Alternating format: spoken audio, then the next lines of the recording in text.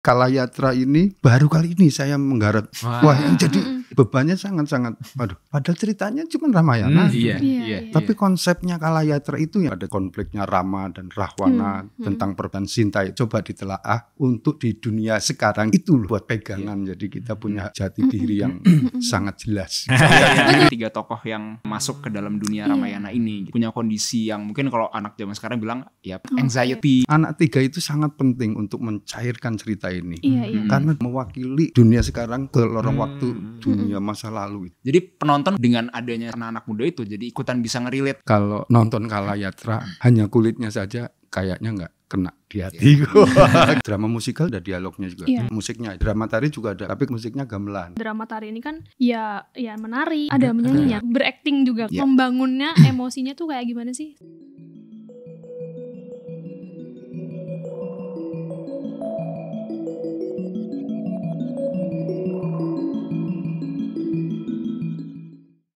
Halo teman-teman The Chapter semuanya, kembali lagi bersama aku Pak Tirto dan Diajeng. Nah hari ini mau ngomongin apa nih? Sebenarnya kita mau ngobrolin masih soal budaya sebenarnya, masih soal seni budaya. Cuma kan dekat-dekat ini kayaknya bakal ada suatu pagelaran. Apa tuh? Gelaran drama tari dan wayang orang nih. Itu teater musik itu bukan?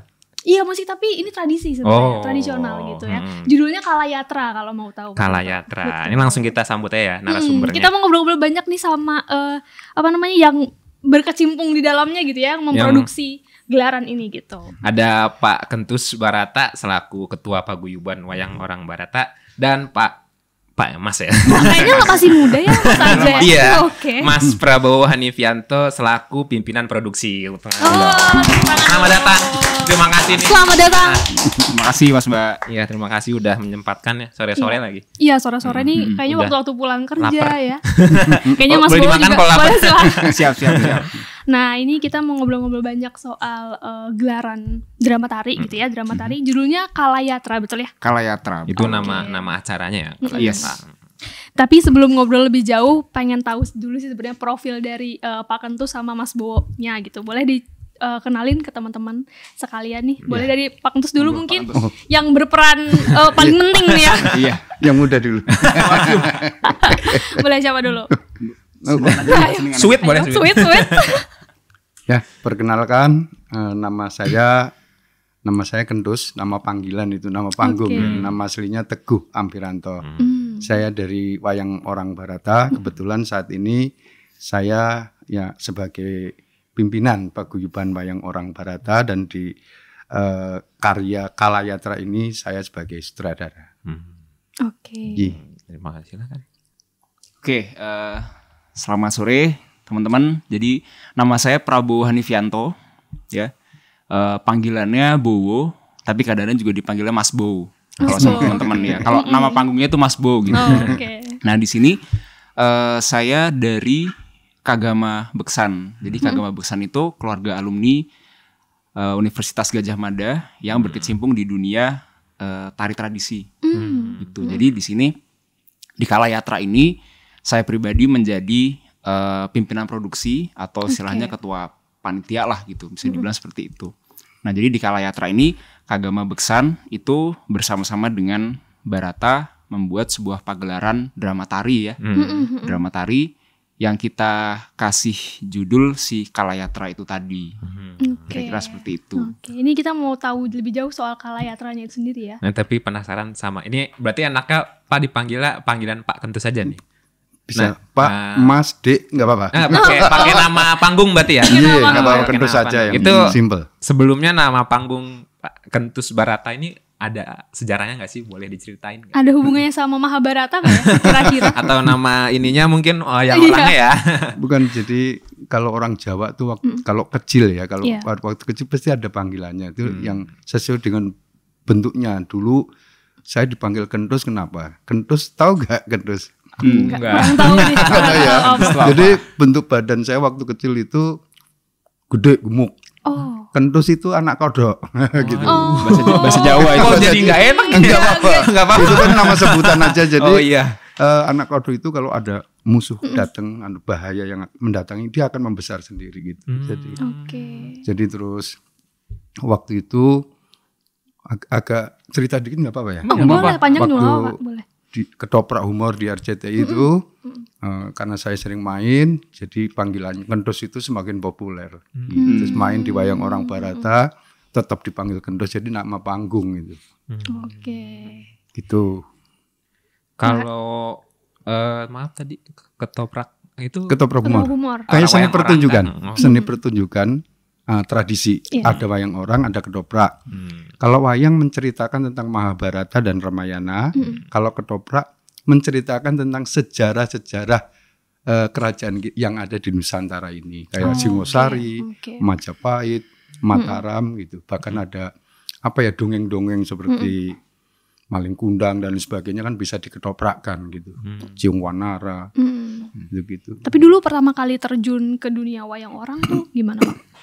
Ya karena turun temurun darahnya darah menarik wayang tuh, orang. menarik tuh. Jadi dari kecil saya udah dari perut ibu saya udah belajar wayang orang. Jadi 4 bulan ibu mengandung saya masih dibawa nari dari kecil. Terus lingkungannya juga pemain wayang orang semua, bahasanya juga Jawa. Satu komplek itu namanya Padepokan Barat itu isinya seniman wayang orang semuanya. Jadi mau tidak mau jadi darah, pergaulan dan lingkungan itu membentuk saya menjadi pemain wayang orang. Jadi Turun temurun ya berarti. ya Berarti- pinginnya jadi insinyur tapi nggak kesampaian gitu.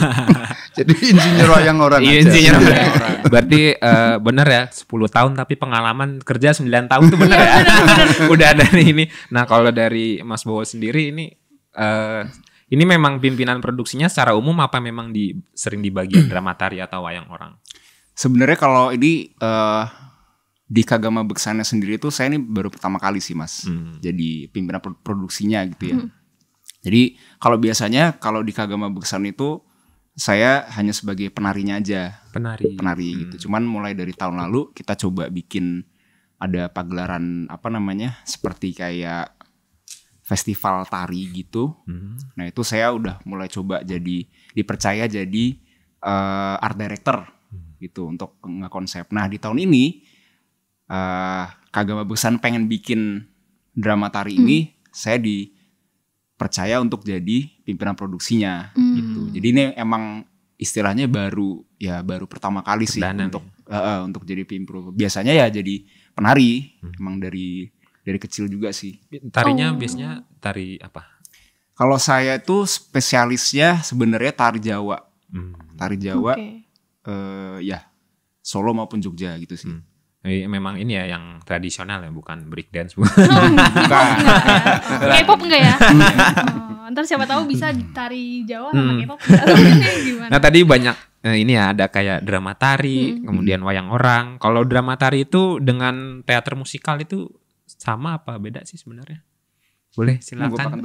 Saling menambahkan. Iya, Drama musikal ya, drama musikal sama drama tari. Kalau drama tari tapi ada drama musikal juga ada, kadang-kadang ada dialognya juga. Pasti musiknya ada. Drama tari juga ada musiknya. Tapi kalau tradisi itu kan musiknya gamelan. Di situ Pasti selalu gamelan. pasti gamelan karena ya tradisi ya yang saya geluti itu wayang orang pasti pakai gamelan. Jadi di situ juga ada tembangnya kayak drama musikal, ada dialognya dan ada alur ceritanya yang jelas. Drama tari pun tidak hanya nyanyi saja kan, tapi ada alur ceritanya yang disampaikan melalui nyanyi gitu kan. Kalau ini melalui tari, tembang, dialog dan lain sebagainya. Hampir sama kok. Gitu. Beda. Kalau mau nambah sebenarnya kurang lebih ya gitu sih Mas Mbak. Jadi kayak kalau drama tari atau drama musikal itu basicnya dia drama, tapi kalau yang tari itu dia juga dibalut dengan ada tariannya. Sedangkan kalau musikal itu dia drama tapi pembawaannya itu juga dengan dominannya dengan musik. Gitu. Basicnya ya kayak gitu sih. Hampir sama ya. Iya. Oke, tapi kalau misalkan sekarang itu lebih dominannya mungkin wayang orang sama wayang kulit tuh kalau di zaman sekarang lebih banyak mana sih Pak? banyak apanya nih? Maksudnya kayak pagelarannya. Ya. Saya kira tuh banyak wayang orang ya. Kalau wayang kulit kan hari-hari tertentu dan ada peringatan satu suro dan lain sebagainya. Ada yang punya hajatan gitu. Kalau wayang orang kan memang sudah rutin gitu. Oke, dan itu kayaknya lebih seringnya di beberapa wilayah tertentu ya, kayak masih di desa. Iya, kalau wayang kulit ya. Tapi kalau wayang orang dulu di Jakarta banyak banget, banyak grup-grup wayang orang seperti wayang orang Barata. Karena perkembangan zaman, jadi Gulung Tikar tinggal Barata yang di Jakarta ya. Oke. Berdiri tahun 1972 loh Barata tuh. Udah 50 tahun. Waduh. lebih. 52 tahun. Kalian belum lahir kan? Iya, Tuan itu ya. Terus ada di Semarang Ngesti Pandowo masih oke. masih eksis mempertahankan dan mengembangkan serta melestarikan wayang orang. Di Solo ada Sriwedari. Iya, iya. Itu yang lebih tua, ada udah 100 berapa ya Mas? Waduh, saya juga nggak hafal. 100 berapa gitu, udah 100 berapa tahun itu udah. Sriwedari itu sumbernya cikal bakalnya wayang orang di Indonesia itu dari Sriwedari Solo. Gitu. Balik ke Kalayatra lagi kali ya. Ini iya. awal idenya gimana nih? Bisa ada acara ini kayak gimana nih? Boleh. Saya sedikit ya. Iya. Sedikit aja. Ngomong. Oke. Jadi awal mula tuh Mas Bowo dan rekan-rekan mengajak saya untuk Mas, ayo kita bikin pergelaran karena ulang tahunnya hampir berdekatan tuh antara Kagama dan wayang orang Barata. Tanggal 5, tanggal 6. Meskipun ini udah lewat ya, tapi ini memperingati.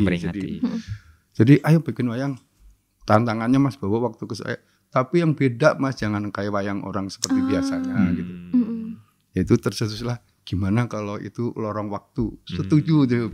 Saya cari-cari judulnya, Mas, saya punya judul Kalayatra gitu. Tambahin Mas, nanti saya takut lupa. Boleh yang lebih panjang nih dari Mas Bowo. Kayak pengen ngomong nih dari tadi. Soalnya pencetus utamanya. Iya. Agama. Jadi dulu tuh pas pertama kali saya dipercaya untuk jadi pimpinan produksi untuk Kalayatra ini, saya langsung mikir, wah ini karena kita kerjasamanya sama Barata, saya pengen coba eksperimen nih. Karena saya dari kecil kan juga ngikutin Barata, dan saya tahu Barata itu memang sangat terbuka dengan inovasi-inovasi ya Pak. Iya, jadi dan emang saya tuh pengen dari zaman masih muda dulu, masa jauh lebih muda daripada sekarang gitu. Sekarang masih muda ya? Masih muda dong. Pengen gimana caranya bikin sebuah pertunjukan atau ya apapun lah pagelaran seni tradisi tuh yang bisa punya orang tuh kalau nonton, terutama anak-anak muda itu bisa relate gitu. Nah, makanya akhirnya saya pikir gimana kalau misalnya kita bikin sebuah pertunjukan tradisi yang ceritanya pun juga cerita tradisi, tapi kita twist ceritanya, gitu. Jadi makanya dari awal itu kita sempat kepikiran, nih kayaknya kalau misalnya bikin cerita yang konsepnya tuh time traveling atau kalau mungkin di bahasa animenya itu isekai. Yang ngerti anime tuh. Ya, isekai. Jadi sebenarnya itu juga terinspirasi dari isekai juga. Oh iya. Gitu. Jadi perjalanan waktu, intinya pergi ke suatu ruang dan tempat yang berbeda, gitu. Nah, tapi kira-kira apa nih ceritanya? Nah, itulah kemudian kita konsultasi lah sama Pak Kentus dan rekan-rekan dari Barata. Waktu itu kita sempat ketemuan tuh, terus dari kami sih udah waktu itu sempat ada beberapa itu ya Pak ya, lakon gitu nih, ada A B C D E nih lakon ini, tapi kira-kira yang cocok apa ya Pak gitu kan. Sampai akhirnya Pak Kentus bilang, ini kalau misalnya cerita lorong waktu ini itu akan lebih mudah kalau misalnya ceritanya tuh yang Ramayana gitu. Jadi, karena ya konfliknya kan nggak terlalu rumit kayak Mahabharata kan. Oh iya, benar. Sederhana dan kayaknya itu agak buat sedikit, orang awam juga ya.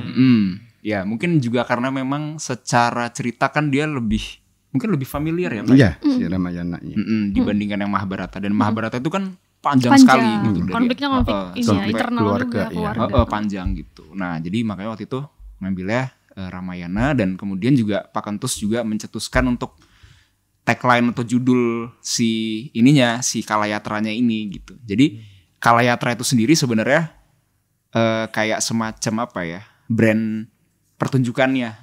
Jadi ceritanya itu nanti itu bisa macam-macam. Oh, berarti nanti akan ada Kalayatra lainnya. Harapannya begitu. Mungkin cerita Mahabharata habis itu ya. Bisa. Dan bahkan bisa jadi cerita sejarah kerajaan. Misalnya tentang kerajaan di Majapahit kah? Atau misalnya zaman udah kesini dikit, misalnya Pangeran Diponegoro kah? Dan lain sebagainya. Cerita Hanuman gitu ya. Ya itu Ramayana. Iya. Ramayana. Kurang tahu juga nih. Oh berarti menarik sih sebenarnya. Kan kalau misalkan mungkin aku dan Pak Cito tahunya seni-seni wayang kulit itu kan identiknya dengan seni yang formal, yang kaku gitu kan, yang cuma mungkin bisa dinikmati sama orang-orang tertentu, yang kayak orang-orang lebih tua gitu kan. Kalau anak muda kan mungkin sulit untuk menikmati wayang gitu. Kemudian dengan munculnya ini bisa dibilang menggabungkan modernisasi gitu ya, supaya anak muda bisa lebih paham soal perwayangan juga gitu mungkin ya. Ya, kira-kira sih ide dasarnya gitu. Tapi poin dasarnya adalah kita juga tetap pengen menjaga supaya si wayang ini tuh artinya apa ya? Tidak kita jual dalam tanda kutip. Artinya jangan sampai wibawa cerita wayangnya ini tuh kemudian luntur hanya demi kita bikin inovasi supaya itu kelihatannya modern dan segala macam gitu. Itu memang ada batas-batasnya juga tuh Mas Mbak. Jadi itulah kenapa kita akhirnya kerja sama Barata tuh supaya karena memang ahlinya gitu kan. Jadi tahu nih gitu, memang batasan itu seperti ini. Makanya dari awal juga Pak Kantus tuh selalu wanti-wanti kami bahwa nanti ini kita jangan pakai judul wayang ya Mas ya. Karena kalau bilangnya wayang itu sudah ada pakemnya. Gitu. Jadi makanya kita bilangnya drama tari. Karena kalau drama tari ya kita kan bisa berkreasi gitu. Walaupun pakai cerita wayang.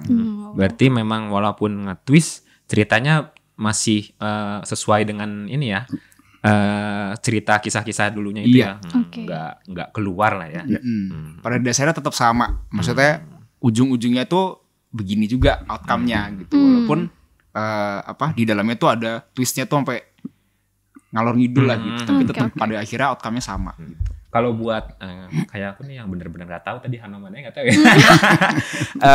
Kalau tiba-tiba gitu kita diundangan nih kan mau nonton di undangan. Aku tertarik banget sih kalau misalnya aku kan nggak tahu banget nih, terus mau nonton, kira-kira butuh kita riset sedikit kah atau langsung datang aja kita bisa ngerti kah? Untuk mengerti sih jalan ceritanya itu sendiri gitu. Gimana tuh Pak? Kira-kira baiknya nonton langsung pasti akan bisa. Akan bisa, akan tahu. Oh kayak apa sih maksud dari cerita ini, karena kita bahasa pengantarnya bahasa Indonesia. Bukan. Oh itu berarti ada dialognya juga ya? Ada. Ya tadi kan drama kan, drama tradisi tapi. Jadi kalau teater tradisi gitu-gitu kan pasti ada dramanya, ada dialognya, ada tembangnya dan lain sebagainya itu. Di sini drama tari ada tarinya pasti. Gitu. Dan itu, saya yakin itu semuanya nonton pasti akan paham. Oh. Jadi yang diutarakan Mas Bowo benar tadi supaya anak-anak paham tentang wayang. Tapi enggak sampai di situ kalau saya. Pesan moralnya. Betul. Untuk anak-anak sekarang kalau ada dialog, ada cerita tentang konfliknya Rama dan Rahwana, tentang perebutan Sinta itu, coba ditelaah untuk di dunia sekarang, dirinya mereka itu sekarang. Itu loh buat pegangan. Jadi kita punya jati diri yang sangat jelas gitu. Wah, betul, bisa diterapkan di kehidupan sehari-hari. Gitu. Saya boleh nambahin dikit? Boleh. Ya, jadi ini juga yang jadi highlight dari Kalayatra ini sebenarnya, makanya kenapa kita kok masukin ada tokoh-tokoh dari dunia sekarang ya untuk masuk ke dalam itu ya. Pertama supaya memudahkan penonton untuk bisa relate juga sama ceritanya. Karena kan ada itu poinnya ya. Nah, jadi kita juga dibantu untuk kayak mencerna ceritanya tuh seperti apa, perspektifnya tuh seperti apa dari si 3 tokoh yang masuk ke dalam dunia Ramayana ini gitu. Nah, dan si tokoh-tokoh utama ini pun juga si anak-anak muda ini juga dia berproses di dalam cerita itu. Jadi dari mulai awal tuh mereka punya kondisi yang mungkin kalau anak zaman sekarang bilang ya penuh dengan kegundah gulanaan, anxiety. Culture shock ya, tahu-tahu. Ke zaman itu. Terus tiba-tiba kan masuk nih ke Ramayana. Waduh, mau ngapain lo gitu kan? Terus tiba-tiba ketemu ada Anoman lah, ada buto-buto raksasa segala macam, terus mereka harus gimana? Nah, proses itulah yang juga menjadi pendewasaan buat mereka. Sampai akhirnya mereka nanti bisa berproses gitu ya. Sampai di akhir.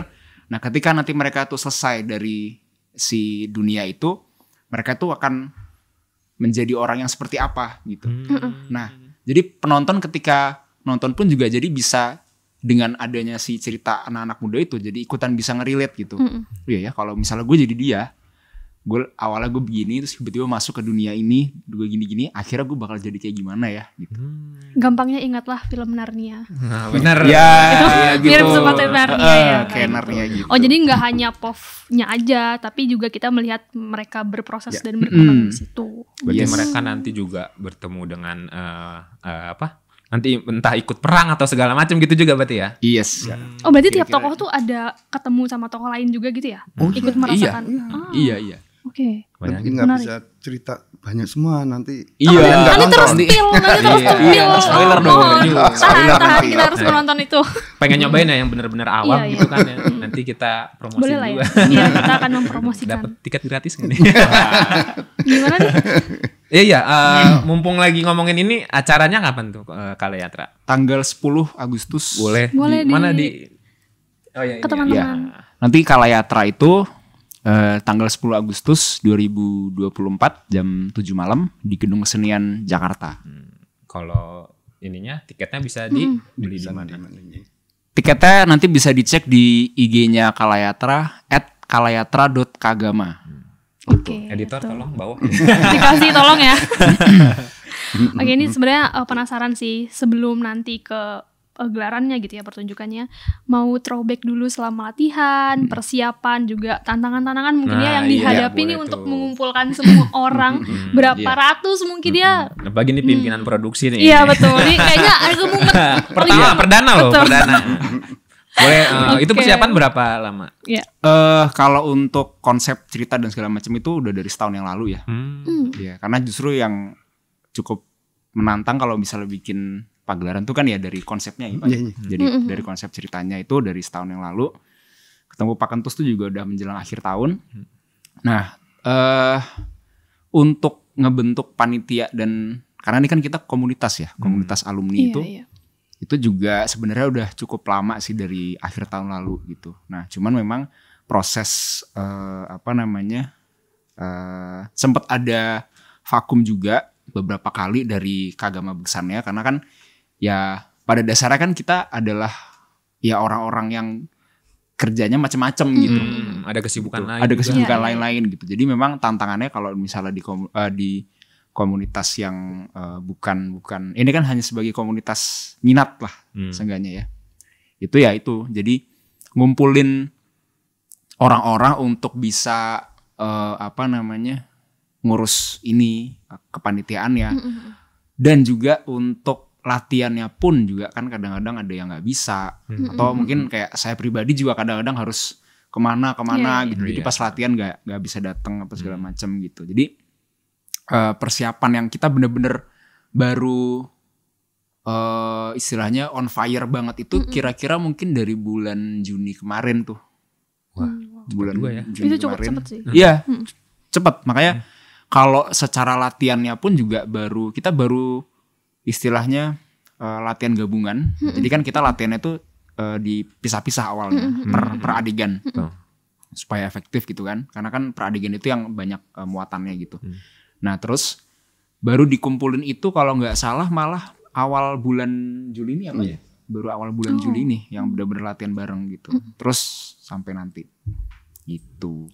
Oke, tapi aku penasaran sih, maksudnya kan dalam gelaran drama tari ini kan ya menari gitu kan, ya terus juga ada menyanyinya nggak sih? Ada menyanyinya, terus juga kan berakting juga kan, itu membangunnya emosinya tuh kayak gimana sih? Tiap orang, tiap adegan kayak gitu-gitu. Ya itu memang tantangannya sih memang di situ ya. Apalagi tadi waktunya dibilang baru Juli banget yang on fire gitu. Iya, itu. jadi makanya sebenarnya tuh kita dari SDM-nya sendiri dari Kagama Beksana ya. Kalau dari Barata kan memang mereka sudah memang di situ bidangnya Sudah gitu. pro ya. Sudah profesional di situ. Nah, kalau yang dari Kagama Beksana sendiri tuh waktu pertama kali kita buka ini keproduksian ini itu kita seperti semacam seleksi. Seleksi pemain. Iya. Jadi audisi ini. audisian lah gitu. Oke. Jadi nggak semerta-merta kita langsung tunjuk ini jadi ini tuh nggak. Tapi benar-benar kita waktu itu kita minta bantuan dari Barata juga untuk bantu mengaudisi lah gitu. Jadi pertama yang memang terpilih untuk jadi pemain itu memang yang sudah punya basic untuk nari maupun nembang dan dari karakternya pun juga sama gitu. Sehingga proses untuk melatih dan apa istilahnya mengasah untuk itu tidak terlalu effort gitu, walaupun tetap ya ada part-part tertentu atau adegan-adegan tertentu atau tokoh-tokoh tertentu yang ini memang sulit nih. Jadi apa istilahnya memang terutama yang misalnya tokoh utamanya yang anak-anak zaman sekarangnya itu. Kan itu kan mereka memang yang menjadi ujung tombaknya, salah satu tombak. Nah itu yang memang kita benar-benar geber banget nih si anak-anak ini, yang 3 anak ini. Dan memang si 3 anak ini tuh memang punya basic sih di teater dan tari segala macam. Tapi memang tetap harus kita geber. Nah itu yang sulitnya di situ. Nah kalau untuk tokoh-tokoh wayangnya sendiri yang memang kami rasa itu agak istilahnya apa ya, butuh pendalaman yang lebih, yaitu kita serahkan ke teman-teman di Barata. Jadi itu yang diisi oleh teman-teman Barata gitu. Tapi kalau rekrutmennya dibukanya untuk umum kah atau hanya dari Kagama aja? Pemainnya? Pemainnya. Waktu itu kita hanya dari Kagama aja. Oke, menarik ya. Itu tadi memang kesulitannya kan untuk pelajarin baru lagi ya, karena itu drama tari juga kan panjang. Kalau dari Pak Kentut sendiri ada kesulitan nggak? Ini kan memang udah seperti keseharian ya. Iya, udah biasa juga. Ada apakah mungkin kesulitan melatih? Apa mungkin karena cerita baru ada kesulitan? Kalau untuk proses latihan dan melatih itu, saya kira adik-adik Barata yang mengajar anak-anak dari teman-teman dari Kagama nggak ada kesulitan. Justru saya fokusnya ini Kalayatra ini baru kali ini saya menggarap. Wah, yang jadi bebannya sangat-sangat. Waduh, padahal ceritanya cuma Ramayana. Iya. Tapi konsepnya Kalayatra itu yang saya gimana ya, logikanya begini. Oh bisa yakin ini nggak mengada-ada gitu-gitu, mamanya. Saya membayangkan sampai ke Jumanji gitu-gitu kan. Gitu-gitu kan. Benar. Jadi bisa. Jadi teater tradisi pun sama lah kayak teater modern. Jadi umpamanya anggap aja kita mimpi gitu. Mimpi, Mbak mimpi, masih mimpi. Mimpi ketemu Presiden Amerika dilarang enggak? Kalau mimpi ya. Enggak kan? Ya udah. Ini aman lah ya. Kalahnya itu. Seperti itu. Tapi paling tidak di dalamnya kita memang yang diceritakan Mas Bowo bahwa ini untuk bekal anak-anak yang harus mencintai kesenian tradisi khususnya orang. Kalau dari saya pesan moralnya untuk anak-anak di kehidupan dunia sekarang, di zaman sekarang gitu. Itu lebih dalamnya seperti itu. Jadi kalau nonton Kalayatra hanya kulitnya saja kayaknya nggak kena di hati. Gitu harus benar-benar dipahami betul maksudnya apa sih ini pergelaran gitu. Sangat-sangat dalam dan baru pertama kali saya juga nekat nih. Tapi jadi satu beban juga berarti ya? Iya, bebannya justru ke arah situ terus. Setiap latihan ada yang istilah Jawa itu ngronjal. Apa bahasa Indonesia ngronjal? Tahu lagi. Agak kayak rusak. Iya, ada jeglongan. Kalau nggak pas ganti gitu. Dan nggak apa-apa, saya ngomong terus terang. Sampai sekarang endingnya belum dapat saya. Aduh. Konsep naskahnya. Jadi saking bingungnya. Endingnya belum. Semoga sebelum tanggal 7 udah selesai. Karena tanggal 7 kan udah mulai latihan bareng lagi kan. Dan ada bintang-bintang tamu yang dari Kagama yang harus saya kasih dialog gitu. Belum dapat maunya apa itu kan dunia dewa semuanya yang harus menjadi panutan umat kalau orang Islam gitu, panutan di dunia itu. Jadi saya harus hati-hati gitu. Ini sebagai gambaran ya, ini saya spill dikit. Kalau Pak Kentus itu biasanya kalau bikin naskah itu kira-kira mungkin 3 hari sampai maksimal seminggu ya Pak ya. Itu selesai. Biasanya loh. Nah tapi ini Kalayatra ini ya ini tadi hampir 5 bulan saya kan Mas maaf ya Mas, saya belum nemu gitu, saya belum. Tapi jadi yakin itu pasti ada jalan, ada solusinya gitu. Supaya halus saja orang tidak ini cerita mengada-ada nih gitu-gitu. Saya jangan sampai ada itu gitu loh. Jadi hati-hati banget. Iya. Mau ngasih Ternyata ending nggak? seorang pro. Aduh, Apa? Mau ngasih Oh ide iya, ending monggo. nggak? nah mikir dulu ya. Mikir dulu 5 Iya, bulan. tuh mikir Pak Ketut saja mikirnya lama apalagi aku. Nah ini tadi balik ke Drama Tari kan itu untuk produksi berarti banyak banget ya yang berperan itu. Itu ada berapa orang total yang ikut? Kita itu sekitar ada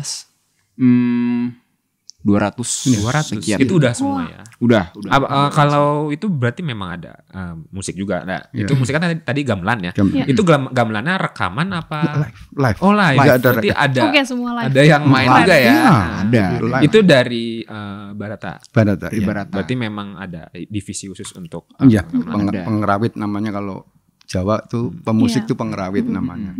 Kalau nggak live nggak kena rohnya masuk. nanti Iya. rohnya nggak Beda ya vibes-nya. Beda, vibes-nya beda. Vibes-nya Nyolok beda. dari HP gitu Ya kan. kan nggak mungkin Spotify dan YouTube kan nggak mungkin. Belum ya. lagi berarti tadi ada dialog, berarti Iya. karakter juga.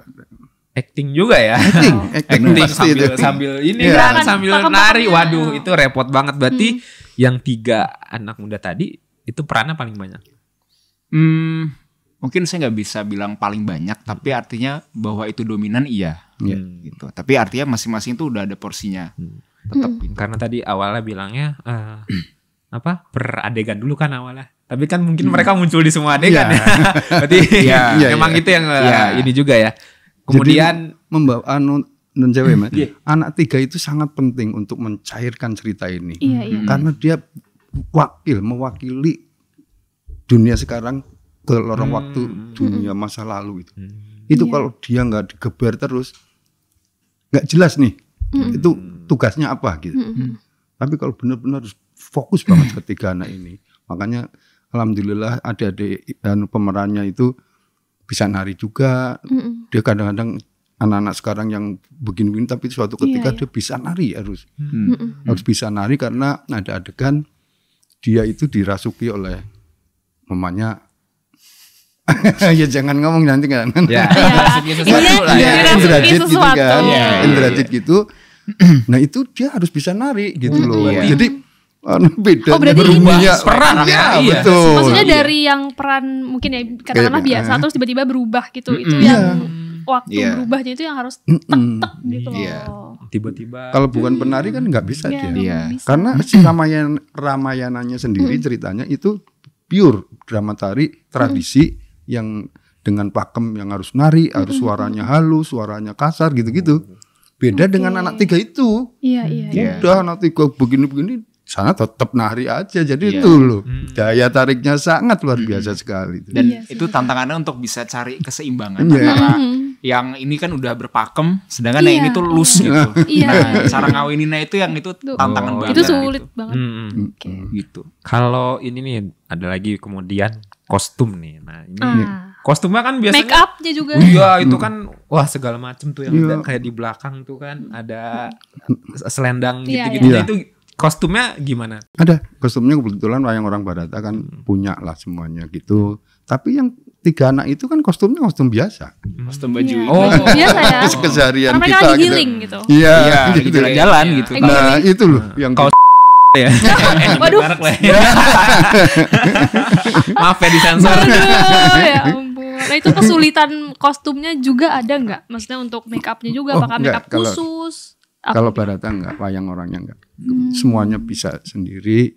Jadi kalau justru nyari-nyari apa istilahnya salon ya kalau mau dandan Mbak ya. MUA. Oh, MUA. Enggak ada yang bisa Mbak dandan wayang orang. Percuma juga Karena gitu. itu detail dan Detail, khusus ya. juga. Khusus Iya. ya, ada pakem-pakemnya Iya, sendiri. betul. Guratan-guratan. Ya, ya. Ada menarik istilah sekali. Jawanya itu sogokannya gitu. Wah, Iya. oke. Ya, Ini kira-kira pagelarannya berapa lama, Mas? 1,5 jam. 1,5 Iya. ya. 1,5 1,5 jam. kira-kira. Oke.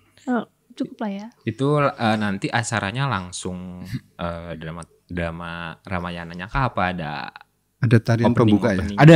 Ada. Jadi kita nanti biasanya kan kalau di format pagelaran itu pertamanya akan ada alunan musik dulu ya Pak ya. Iya. Dari karawitannya untuk istilahnya menyambut tamu datang. Kemudian nanti acara dibuka, kemudian nanti ada tari pembukanya dulu. Oke. Nah, tari pembukanya ini juga nanti ditarikan sama talentanya Kagama Beksan, Oke. para ibu-ibu perkasa ya. Wow. Nanti bisa ditonton. Nah itu nanti setelah itu baru pagelarannya dimulai, drama tarinya maksudnya. Gitu. Oke. Seru. Nah kalau untuk drama tari ini ya sama wayang orang kali ya, ini perkembangannya gimana sih Pak? Karena sekarang kan anak zaman sekarang ya udah kayak itu udah lama banget. Apalagi medsos nih sekarang, apakah malah jadi makin Ya, jadi kalau saya berusahanya kan tanpa berusaha juga tidak akan mungkin. Jadi saya mengandalkan beberapa cara. Contohnya di wayang orang Barata itu ada wayang orang anak. Jadi dari umur dini itu, umur SD sampai SMP itu kita semua umum boleh, tidak hanya anak-anak Barata tapi di luar Barata juga boleh. Itu salah satu untuk mengembangkan dan mengenalkan. Iya. Nggak mungkin dong anak-anak tuh latihan sendiri Betul. ke Barata gitu, pasti diantar ibunya, tantenya, dan ini semakin membawa banyak orang untuk tahu, kenal dan mencintai wayang orang, itu salah satunya itu. Terus Pak Kendus juga berusaha wayang orang jurnalis, nah, kan? Pak Kendus sudah pernah bikin wayang orang jurnalis, wayang orang tapi yang main wartawan semua gitu. Oh itu baru lagi tuh. Baru lagi. Udah lama ada kan di YouTube. Baru denger lagi tuh. Nah, di ya pernah kok banyak tuh. Jadi supaya mengenalkan kalau mutunya pasti enggak itu karena kan bukan latar belakangnya pemain, tapi paling tidak mengenal wayang orangnya itu kan terus nyambung terus. Terus ada wayang orang sosialita dulu Pak Kendus juga pingin. Oke. Ada wayang orang pejabat waktu itu kan. Pak Panglima sama Pak Kapolri main wayang bareng. Kan gitu kan semakin dari mulut ke mulut. Terus kalau beliau-beliaunya suka, bawahannya pasti akan suka gitu. Jadi beberapa cara untuk berusaha supaya lestari. Kalau Pak Kendus sih pinginnya ini kesenian tradisi khususnya wayang orang itu lestari sampai akhir zaman gitu. Insya Allah. kalau ke luar negeri apa udah pernah Pak? Udah Mengenalkan pernah. luar negeri. Waduh. Sering loh, bukan pernah lagi loh, sering. Ya. Dia main tuh, Pak? wayang orang utuh kemarin tahun 2019 ya ke Jerman itu 3 kota Oke. dengan jumlah pendukung 50 orang, diaspora sana yang mengundang dan Kemendikbudristeknya membantu. Jadi kita terlaksana di 3 kota pergelaran. Jadi itu juga harus mempunyai strategi. Jadi kan Pak Kendus masang orang sebagai narator, tapi pemain teaternya dari Jerman. Wah. Anak teater perempuan didananin wayang aja. Dia suruh cerita ini apa dengan bahasa Jerman. Wih. Setelah itu udah selesai teaternya, kita main biasa bahasanya Jawa. Berarti- Tapi penontonnya kan udah tahu. Berarti kenal ini dulu ya, menjelaskan Iya, buat bahwa- yang awam dulu ya. Pandawa itu siapa, Kurawa itu siapa, konfliknya apa, bla bla bla. Akhirnya kita main dengan bahasa Jawa, tembang Jawa. Dia udah seneng gitu. Karena kita juga kalau nonton opera juga nggak dimanjakan tuh, nggak ada sinopsis, nggak ada pemain, jerat-jerit tok, kita harus tahu gitu, diharuskan tahu ceritanya apa, padahal bingung. Itu nggak disuruh pakai bahasa Jerman ya. Udah harus pakai jas lagi nontonnya. Itu berarti yang nonton justru banyak ini Orang-orang Jerman banyak banget. bule-bule ya. Ya diaspora itu yang Justru lokalnya ya. justru lokalnya karena memang apa ya, budaya Indonesia itu masih dikagumi oleh orang-orang sana itu. Nggak tahu yang lainnya, yang tahu saya budayanya. Oke, kalau dari Mas Bowo deh, melihat perkembangan wayang orang sekarang tuh gimana sih? Iya, kalau dari aku mungkin secara umum ya, maksudnya nggak cuma wayang orang tapi seni pertunjukan tradisi gitu ya. Sebenarnya sih kalau untuk zaman sekarang, terutama dengan sudah berkembangnya sosial media, itu sebenarnya apa ya, vibes-nya tuh justru sekarang tuh makin meningkat nih kalau menurut aku ya. Karena kayak misalnya kita tahu dan sekarang mulai bermunculan grup-grup yang dulunya mungkin masih muda-muda tapi sekarang udah mulai bangkit gitu ya. Dan benar-benar bisa menggunakan sosial media untuk memperkenalkan gitu. Kayak misalnya kita tahu ada suara gembira, suara gembiranya Pak Guru Soekarno Putra sama Mas Oi itu ya, dengan segala macam ininya itu benar-benar vibes-nya tuh ngangkat banget gitu. Terus kita tahu juga ada Swarga Loka misalnya gitu. Itu ininya Mas Batara dan teman-temannya. Itu bener-bener, dan emang istilahnya apa ya, anak-anak muda tuh banyak banget yang tertarik gitu.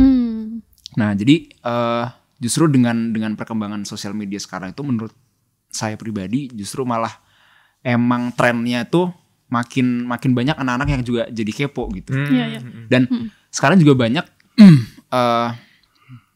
kelompok-kelompok itu yang kemudian istilahnya kayak mengemas dengan menarik si basically ya seni yang mereka lakuin itu gitu lewat sosial media. Jadi banyak orang yang akhirnya makin kepo. Even kayak misalnya Keraton Jogja itu dulu tahun sebelum pandemi kalau nggak salah itu bahkan ngeluarin flash mob.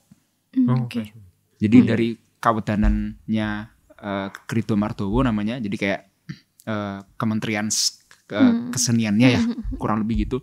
Itu menciptakan sebuah tren gitu, flash mob tarian wanaran istilahnya, tarian kerang. Dan itu benar-benar ditampilin di Malioboro, di segala macam. Bahkan yang di Jakarta pun juga komunitas-komunitas tuh pada ngikut itu gitu. Jadi inovasi-inovasi itu tuh yang justru membuat saya merasa kalau trennya justru seni pertunjukan itu sekarang malah justru makin berkembang gitu, makin naik ketimbang ketika dulu mungkin saya masih lebih kecil pas zaman-zaman tahun 2000-an awal atau misal 2010-an awal itu yang masih belum terlalu kedengeran itu misalnya. Tapi makin kesini dengan media sosial itu justru makin meningkat gitu. Nah tapi kalau dari Kagama Beksan sendiri sejauh ini udah sering ada pagelaran-pagelaran kayak gitu atau apa? Kalau Kagama Beksan sendiri itu kita kan baru 5 tahun ya usianya. Jadi kita baru 2019 kalau nggak salah itu. Saya juga baru gabung di 2019 akhir itu. Lulus kuliah kan 2018, 2019 baru gabung. Biasanya sih kita memang lebih sering itu kita ngisi acara-acara. Jadi ada acara apa terus ngundang Kagama Beksan, pentas tarian macam-macam gitu-gitu. Nah, pagelaran yang memang benar-benar baru kita bikin secara mandiri itu Kalayatrani yang kedua. Yang pertama itu tahun lalu. Itu kita bikin namanya Cakrawala. Kalau Cakrawala itu konsepnya istilahnya kita ingin membuka cakrawala penonton tentang keragaman budaya Indonesia gitu. Jadi memang di dalamnya itu pertunjukan rangkaian aneka tari dari berbagai macam daerah. Tapi kita rangkai dengan adanya ceritanya gitu. Nah, jadi baru yang kedua kita bikin yang pribadi mandiri atas nama kita dan skalanya besar gitu. Berencana mau bikin lagi ke depannya. Ya insya Allah. Kita lihat ya yang ini ya. Yang ini dulu aja nih. Iya, yang ini dulu. Endingnya belum nih. Ini aja belum selesai nih. Ini aja udah bikin udah mumet ini. Kasih bubar lagi. Iya, kita tunggu endingnya dulu deh. Nah kalau selama menjalani entah di drama tari atau wayang orang, pengalaman paling berkesan atau unik gitu boleh dari Pak Kentus dulu mungkin. Pengalaman apa ya? Gitu ya? Banyak soalnya kalau Pak Kentus. Dari dulu. Yang paling berkesan. Yang paling berkesan dan unik itu dulu saya dengan teman-teman sebagian teman wayang orang Barata kan pengen Barata itu berkembang lagi tahun 91-an lah. Saya bikin wayang orang remaja. Wayang orang remaja waktu itu pertama kali saya bikin itu judulnya Kongso Adu Jago. 91 itu. Itu uniknya gini. Jadi karena dulu kan belum ada handphone ya. Belum. Jadi kita habis pagi itu muter-muter penggemar wayang itu siapa aja kita dapat listnya. Kita nganterin undangan untuk nonton. Satu kan kalau sekarang kan biar di handphone bisa ya. Ini satu-satu pulang ke Barata latihan lagi. Latihan garap sendiri, sutradara sendiri, main sendiri gitu. Itu sangat-sangat kerasa banget gitu, kerasa perjuangannya. Jadi bikin dekorasi sendiri Mas karena belum ada uang untuk kebayang sih pusingnya itu. Itu sutradara sendiri, main juga, jualan tiket juga, bayangin tuh. Bikin dekorasi untuk kepentingan pergelaran sendiri. Ini saya lakukan. Tapi setelah selesai itu sukses sangat puasnya itu susah terbayar gitu. Ya itu pengalaman itu. Kalau pengalaman hidup ya ada susah, bahagia itu nanti kalian akan mengalami. Mungkin Lagi itu ya, hitungannya. mungkin. Iya, lagi ya. Panjang banget nanti cerita. Nah kalau rekor muri tuh katanya dapat rekor Oh, muri iya. ya. Rekor iya. muri. Barata tuh berapa kali rekor muri ya Waduh dulu? ternyata banyak ya. Berapa kali? Ya, dulu ya rekor muri apa namanya? Yang terakhir itu rekor muri pergelaran di rumah, tapi di Zoom Oh iya, live tahu. Zoom Aku pernah lihat. sama Covid tuh pasti ya. Iya, pas Iya, Covid, iya, betul. aku sempat lihat Jadi itu. itu sama apa, Mas Nat Geo. Netgeo. Jadi itu saya bisa nggak bisa Mas. Jadi 3 rumah itu pemainnya 3 rumah itu, tapi harus bisa ngepas gitu. Kamu mamanya lagi adegan lap dance tarinya, kamu di rumah sana, saya di rumah sini, tapi harus Beda ini harus ya. nyambung. Beda akun berarti itu Terus ya. aku sama Tergantung- kamu beda Iya. rumah, tapi Iya. berantemnya harus pas dengan Iya, musik, dengan gerakannya mamanya. Saya nonjok sini jangan sampai ke sini kan berarti salah kan gitu. Tergantung sinyal tuh. Iya itu. Bukan tergantung sinyal, hafalan. Oh. Nah, tergantung sinyal juga. Iya. waktu itu. Banyak faktornya lah. Betul. Banyak faktor. Latihan 3 bulan pentasnya 20 menit. Wah. Karena gara-gara itu tukang bakso nggak boleh lewat kan. Iya, Kalau itu itu sulit banget. di komplek kan. Aduh. Sana setengah jam mau main, bet mati. Semuanya apa namanya sinyalnya nggak ada. Wah. Gila Mas.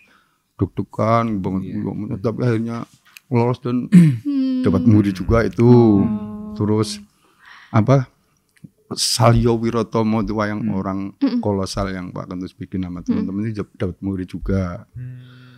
Monolog wayang orang udah pernah saya bikin. Iya, iya. Itu betul. rekor Itu muri rekor muri juga. juga. Iya. Iya, monolog itu. Itu gimana tuh Pak monolog? Ya saya kan melihat teater modern kayak Mas Jogja ya.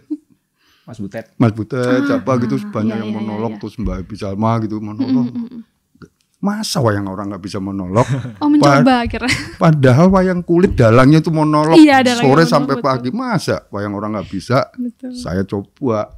Saya sendiri yang jadi percobaannya jadi sebuah monolog wayang orang dapat muri juga.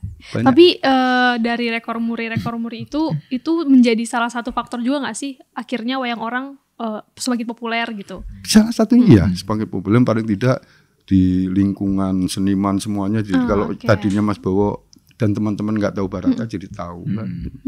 Yang salut Terus sih. pejabat-pejabat gitu. Barata aja lah gitu pokoknya. Udah gitu suruh garap pasti bagus gitu-gitu. Oh. Jadi dapat muri berkali-kali gitu kan. Walaupun Nah iya karena Pak Jaya saya juga kenal jadi dikasih muri terus. Enggak juga enggak. Waduh. Enggak. mantep ya walaupun tadi Covid juga masih Bisa berkarya. masih Jadi bisa berkarya. itu yang nonton kan seluruh dunia tuh katanya. Kalau Iya, Netgeo, karena- Ya, Nat Geo, Geo, ya. iya betul. Jadi itu loh live tapi apa namanya Mas? Live apa? online ya. Bukan live itu tapi Zoom ya. Tapi live jadi salah sedikit ya bubar udah Itu bubar. yang nonton dan paham juga ikutan deg-degan tuh. Iya.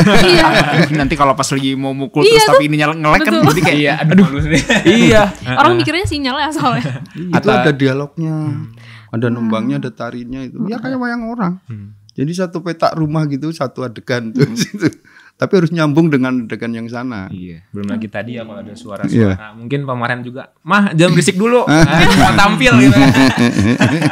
Bisa. Nah, kalau dari Mas Bowo nih untuk tantangan selama di dunia drama tari atau wayang orang atau di agamanya sendiri. Kalau saya pribadi kan memang bukan dari wayang orang ya basicnya, tapi lebih ke tari gitu. Mungkin tantangannya lebih ke ini sih ya, yaitu memainstreamkan bahwa misalnya yang paling simpel aja deh, bahwa laki-laki itu kalau nari itu nggak apa-apa loh, karena Iya. basically Betul. secara Benar. tradisi juga orang-orang yang di Nusantara, hampir di seluruh daerah di Nusantara itu pasti laki-lakinya tuh pasti ada narinya. Gitu. Jadi ya dari hal yang simpel itu mungkin cukup lumrah ya untuk teman-teman penari yang cowok-cowok di zaman sekarang gitu ya, yang masih muda terutama gitu. Jadi ya dari kecil kan aku pribadi tuh emang dari kecil tuh kan di Jakarta, terus sekolah 12 tahun di Jakarta itu dari SD sampai SMA itu bener-bener nari gitu. Jadi dari SD itu masih istilahnya masih diem-diem tuh. Masih backstreet lah istilahnya. Oke. Karena ini ya mungkin malu ya. Iya. Nah, Malu gitu kan. Terus pas SMP itu baru akhirnya ada satu momen di mana saya bisa ikut misi budaya ke luar negeri pertama kali sama sekolah. Dan di situ kita ngebawain banyak tarian, tapi saya diperbolehkan untuk bawa tarian yang emang jadi signature saya, yaitu tari Jawa gitu.